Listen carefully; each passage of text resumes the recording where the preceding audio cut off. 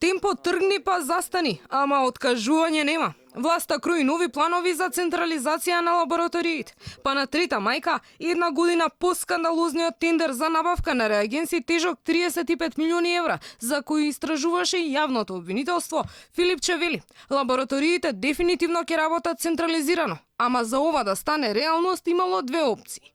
Една од нив е јавно-приватно партнерство. Ќе одиме во една од двете можности, или во смисла на физибилити студија и приватно и јавно партнерство, или во смисла на централизација, односно централна набавка.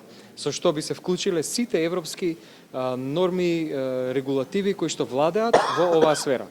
Филипче многу пати претходно, ама и сега ваквите идеи ги правда со појаснување дека со централизацијата ќе се заштедела. Ова е поле дел од здравствениот систем кој што анализите покажа дека може да се направи.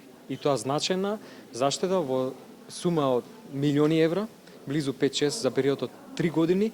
Претходно, плановите за централизација паднаа во вода, особено по објавувањето на тендерот за набавка на реагенси од 35 милиони евра пред една година, пошто на нозе први се кренаа фирмите што не можеле да учествуваат поради ограничувачките спецификации на тендерот. Јавното обвинителство потоа покрена истрага, а Филипче веднаш го поништи тендерот за по неколку недели, додека се уште надлежните истражуваа да најави нов тендер, за кој никогаш потоа не проговори.